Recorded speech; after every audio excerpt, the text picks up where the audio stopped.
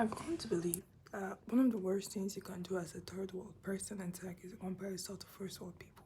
Now, this might seem weird or like slightly discriminatory, but it's the fact that not everybody, of course, but a good number of people within the first world are often seen as the face of the fast moving, ever grinding space of tech, either for one, start tech quite early. And when I say start early, I don't mean they just started early. They had started early and had the resources to support them to grow as fast and rapidly as possible. And they have the parents who have the money and the resources to either send them on vacation, travel events, summer camps, and so on to super speed their career. And in your case, you've been fighting for a job for the past God knows how many years or months, most times years, just to be able to afford to sleep in your house, just to be able to afford an apartment. But in that case, they have parents who are willing to take away all this financial burden and just let them build as much as possible to impress other people and get a job.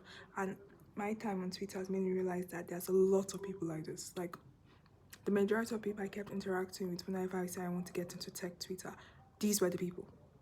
These were the people who had no personality beyond look at what I built. And I'm not saying looking at what I built is not a personality, but I'm saying that there's a limit to a level of ingenuity, at least personal ingenuity you can generate. When they write and I go, okay, I know who wrote this. There is no level of critical thinking in terms of the reality of the human, not the human, but the majority economic class. And you don't have to be able to relate to that. In fact, I'm happy you can't relate to that. I don't want to be able to relate to that, but I do. It's the fact that there is this ignorance or there is this view of they are special because they are them. And of course, confidence is everything, but also this idea or this illusion that everybody's against them because they are them. It's like you're just jealous of me because I'm me, without ignoring the fact that people have gone through a lot. That's why maybe they may not be willing to allow you access their spaces. A good example of spaces being LinkedIn. LinkedIn and a number of young people I see who are very good at what they do, or just, I fall into the category of people I follow and I summarize, complain that why is LinkedIn so against us youngins? No, LinkedIn has an age limit because you don't interact with people within your age group for a particular reason. LinkedIn, a good number of people who grind a lot on LinkedIn are often people who are either from third world countries trying to change their reality. Now, imagine being someone from a third world country trying to change your reality, and one keeps you going to your same people like you. Then somebody from a first world country who is 12, 13, 10, 14, and just built wherever and is getting funded by VC goes, it's not really that hard. It is not that hard for you. But it is a kind of level of flexing and showing off that you've been able to do what you were able to do and that you are special and you should be awarded more because you just fit into this categories. Life is easy for you. That's why you should keep making life easy for me because life's really easy for me. I'm not saying your life can't be easy. Of course, go ahead. However, I am saying that people whose lives are not like yours do have a right to refuse to allow you to access their spaces.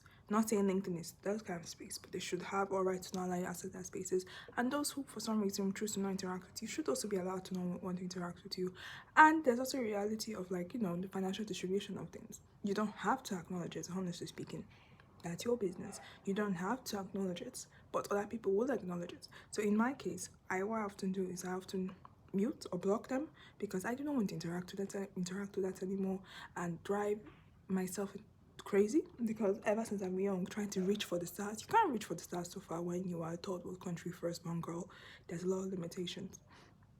But I never want to rely on my looks. And it may seem weird from this angle, but I am very pretty, but it seems weird from this angle. And it's often this thing that often happens, I've noticed, in third world countries when your entire ticket to a better life, it may be your looks. I don't want that. Therefore, the struggle, the grind, the let's see how far my brain can take me without me killing the brain itself. So I often mute and block them just for my sanity. I don't know what other people do, but it does help because again, the realities are very, very, very different, and I don't want to keep interacting and trying to understand why is it so I know why it's so different. Your parents are surgeons. Your parents are surgeons in the first world country and in the first world salary, whilst you enjoy the benefits of being able to out-tax majority of the nation's bracket. Mine are not. And that's okay. That's okay. Do what's best for your mental health. Your life doesn't have to be relatable. I don't want a life that's relatable. I'm working very hard to make sure my life is very far from relatable to the average person. Is that doing something? Far from relatable to the average person. But to protect my mental health, when I see people whose lives are so far relatable that I cannot seem to comprehend why is this so easy for them? How are they going on 12 trips without worrying about school, without worrying about academics, without worrying about finances, without worrying about a visa? Why is their life so fun and mine is not? Instead of going through that, just block. Just block. You will build a life that is best for you. You build a reality that is best for you. And all because our people are living right now doesn't mean you will not live it in the future. And it's wonderful that are living it. You can just block those because you know already interact with that. And that's wonderful. That's absolutely wonderful. Internet was made for multitudes of people, not just one person. Multitudes of people, not just one person. Pronunciation was off. And I want a life that's very unrelatable as well. I do. But I'm not willing to convince myself I have that life. No, I do have that life. Manifest. But I would like to protect my mental health as I look for the life completely unattainable. But it has to be my life by my rules. Alright? Love your life. Love who you are. Bye bye.